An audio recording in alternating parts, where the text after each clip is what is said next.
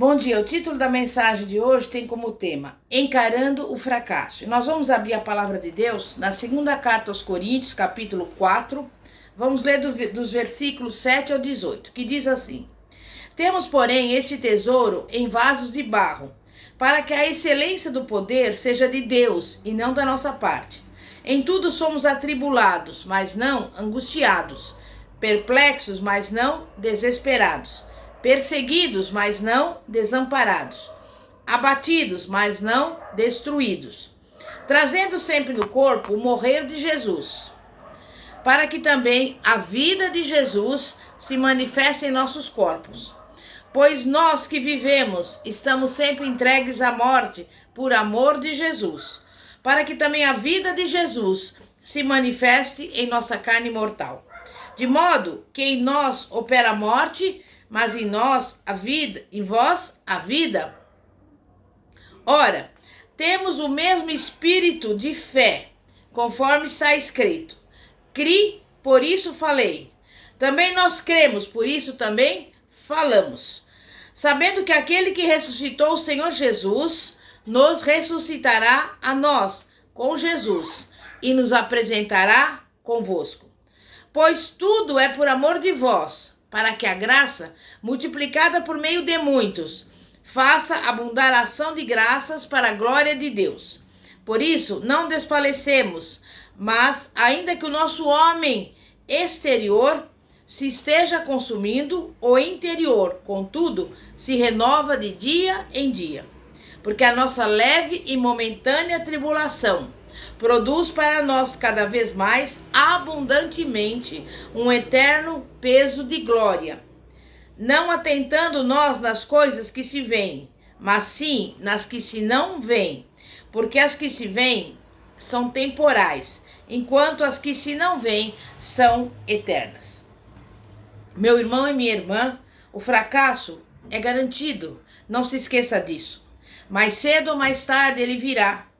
E isso não é um ataque de pessimismo, mas uma dose saudável de realidade. Que tesouro é esse? O Evangelho, é claro.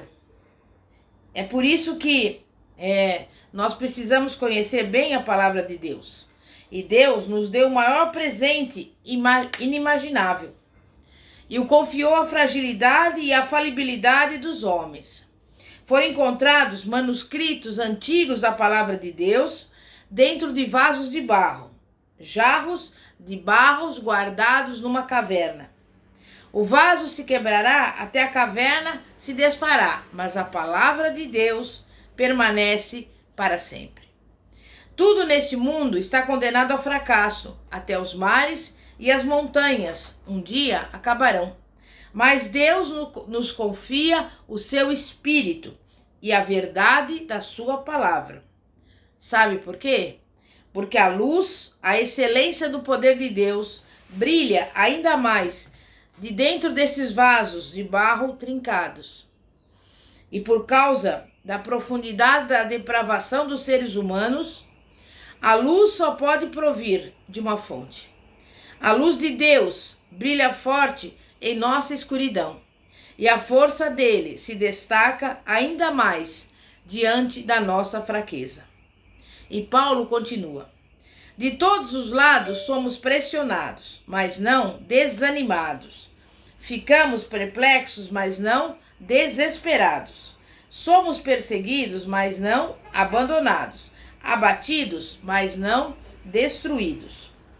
Trazemos sempre em nosso corpo o morrer de Jesus, para que a vida de Jesus também seja revelada em nosso corpo. Com isso, nós sabemos que somos pressionados por todos os lados, ameaçados pelo fracasso. E é isso que significa ser humanos. E como lemos em Tiago, no capítulo 3, versículo 2, todos tropeçamos de muitas maneiras. E Deus, ele não fica surpreso com o nosso fracasso. O Salmo 103, nos versículos 13 e 14, nos dá essa impressionante visão. Está escrito: como um pai tem compaixão de seus filhos, Assim, o Senhor tem compaixão dos que o temem, pois ele sabe do que somos formados. Lembra-se que somos pó.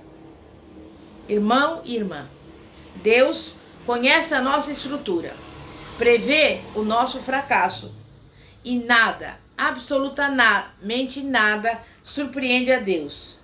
E quando tropeçamos, Ele não nos desdenha. A Bíblia nos assegura que Ele tem compaixão de seus filhos. Desce até nós com poder para nos pôr em pé de novo. Jesus também sabia quando os seus discípulos deixaram de lhe dar apoio no Getsemane, que o espírito está pronto, mas a carne é fraca. A Bíblia nos diz que não temos um sumo sacerdote que não possa se compadecer das nossas fraquezas. Ele as entende. Ele sabe como funciona esse mundo e como as pessoas caem, vez por outra. E quando você tiver a experiência de um fracasso, a primeira coisa que precisa lembrar é: Deus entende. Ele nunca é tolerante com o fracasso, principalmente se na origem houver pecado. Deus tem compaixão infinita. Paulo não só confirma a realidade do nosso fracasso, mas também nos dá uma razão para ele. Pois os nossos sofrimentos, leves e momentâneos, estão produzindo para nós uma glória eterna, que pesa mais do que todos eles. E assim, fixamos os olhos, não naquilo que vemos, mas naquilo que não vemos, porque o que vemos é transitório e o que não vemos é eterno. Então, Paulo estabelece 4 paradoxos cruciais.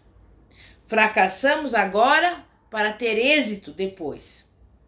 A aflição atual significa a glória futura. Jesus disse isso várias vezes, por meio de muitas parábolas, sobre o primeiro e o último, o rico e o pobre, o senhor e o servo. Cristo produz grandes inversões e promete que se sofremos com ele neste mundo, reinaremos com ele no vindouro. Cada lágrima é um investimento em diamante que receberemos. Fracassamos no que é secundário para ter sucesso no que é importante. Paulo se refere a isso como sofrimentos leves e momentâneos e uma glória eterna. Sofremos sim. Também passamos por humilhações e nos ferimos. Vamos observar a vida da perspectiva do reino de Deus. Considerando a importância dos negócios do rei, o peso dos problemas de hoje começam a parecer ignoráveis. Paulo também teve os seus problemas, porém não os via através das grades da janela da prisão, mas pelas estrelas de um céu infinito. Fracassamos no temporário para ter êxito no eterno. Isso tudo, diz Paulo, é transitório. As suas preocupações atuais serão história antiga no ano que vem. Mas as verdades eternas a tudo resistem, jamais se desfazem. E se nos ativermos a elas, permaneceremos ligados ao que é eterno e livres do que é passageiro e insignificante. Fracassamos na aparência para ter êxito interior. Nós nos preocupamos tanto com as aparências, mas Deus se preocupa tão pouco com elas. Estamos concentrados na percepção pública, mas o olhar firme de Deus nunca sai do coração. Essas, portanto, são as razões para o fracasso e são muito animadoras. O fracasso não é um fato isolado e insignificante, mas faz parte do processo de santidade. Caímos, levantamos. E cada vez que levantamos, ficamos mais fortes e entendemos um pouco mais as verdades eternas. Por isso, diz Paulo, não desanimamos. A vida é infelicidade total para aqueles que desanimam. E como é que você está? Mas como cristãos, nos agarramos a esta verdade. Embora exteriormente estejamos a desgastar-nos, interiormente estamos sendo renovados dia após dia. E eu te digo, cuidado com o que você sente na sua alma. Então nós vamos combater o gigante do fracasso.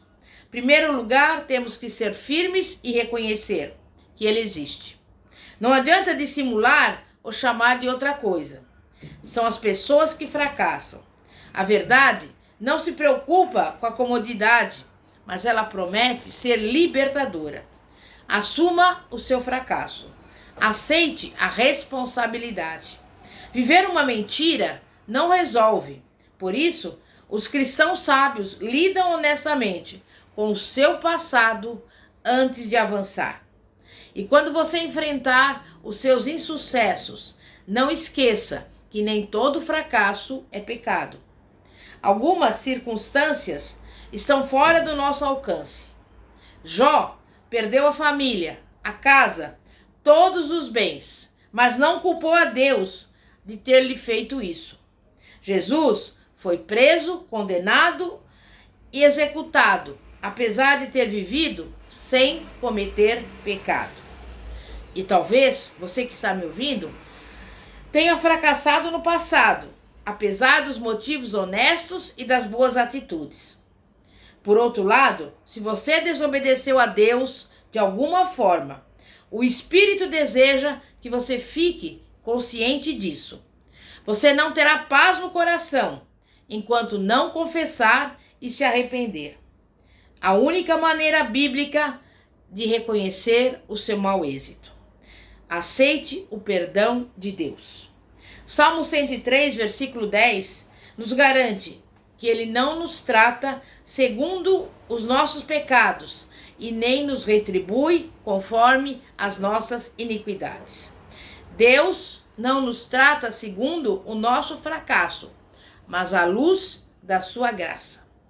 Não importa o que você tenha feito, nem o quão terrível isso seja, jamais consegue ultrapassar a infinita graça e o perdão de Deus.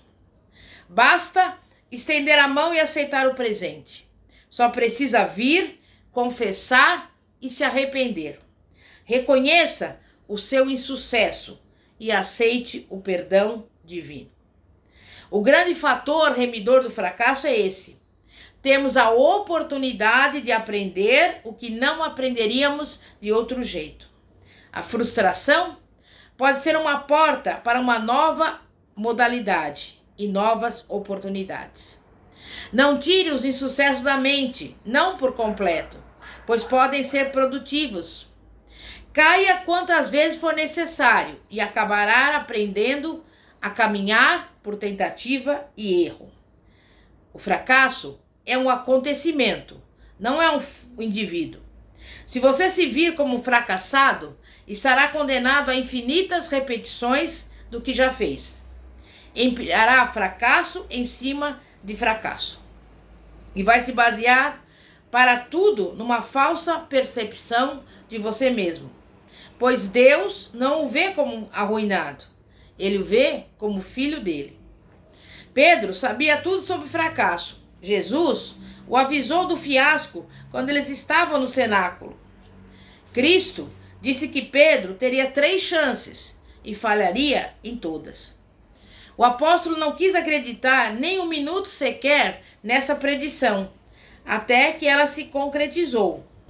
Ele negou 3 vezes o seu maior amigo, mestre e salvador. E a Bíblia diz que quando ele deparou com a verdade, assentou-se e chorou amargamente. Mas esse é apenas o primeiro ato da história de Pedro. Mais tarde, lá está ele no livro de Atos, pregando no dia de Pentecostes. E nesta ocasião, ele apresenta um dos maiores sermões da história do cristianismo. Cristo escolheu Pedro, que o negara e que fracassara, para transmitir aquela mensagem. Nesse dia, milhares de pessoas se entregaram a Cristo, depois da poderosa pregação desse discípulo. Sem dúvida, algo aconteceu no intervalo entre o fiasco e o sermão inflamado. Pedro havia encarado o seu mestre de novo na praia, no capítulo 21 do Evangelho de João, e descobriu que o mau êxito pode ser transcendido pelo perdão. Desse dia em diante, ele foi um novo homem. Ele transformou-se no poderoso apóstolo que Jesus sempre soube que ele havia de ser. O fracasso, eu repito, não é o fato. É um fato da vida, mas não um modo de vida. Então, levante-se do fracasso e recomece. Podemos passar anos remoendo a frustração, mas a única atitude sábia é apresentá-la diante de Deus, reconhecê-la, depois se reerguer e prosseguir como um ser humano mais forte e mais sábio. Inicialmente, Jonas falhou na obediência a Deus. E depois que ele saiu da barriga do peixe, Jonas obedeceu a Deus e passou a ser o retrato do sucesso. 120.000 ninivitas se arrependeram com a pregação dele. Foi um dos maiores avivamentos da história da humanidade. Desde que ouçamos a voz de Deus e não a voz da multidão, o melhor ainda está por vir. A multidão pode chamá-lo de fracassado, mas ironicamente, são essas vozes que representam o fracasso. Fracasso para incentivar, para entender o simples princípio de quanto mais se procura sabedoria, mais se alcança sucesso. Mas devemos tomar cuidado antes de rotular outra pessoa como fracassada. Nunca podemos esquecer que vemos o exterior, mas Deus vê o coração. Quando você lembra que o Senhor Jesus foi levado à cruz do Calvário, poderia pensar que ele foi um fracassado, se você julgasse pelas aparências. Mas, contudo, naquele dia, a morte foi destruída e o Senhor Jesus está sentado em seu trono celestial. E eu te digo, assim, os vencedores não são os que nunca tropeçam, são os que conseguem se levantar todas as vezes que caem. E depois, tendo superado o fracasso, correm com as forças renovadas. Ou quem sabe, nem estejam mais correndo. Isaías diria que eles voam com asas como águias e planam acima do redemoinho e da confusão. Então, você crê nisso, meu irmão? Então você não é um fracassado. Como diz a palavra de Deus, você é mais do que vencedor. Vamos orar. Santíssimo Deus e poderoso Pai, Pai de nosso Senhor e Salvador Jesus Cristo, nós repreendemos em nome de Jesus todo espírito maligno que diz que somos pessoas fracassadas. Mas não é assim que o Senhor diz na tua palavra. A tua palavra nos diz que nós somos mais que vencedores. E por isso, neste dia, nós deixamos de lado, Pai, toda a mentira do inimigo, mas nós confiamos na tua palavra, que é a verdade, a tua palavra que é eterna.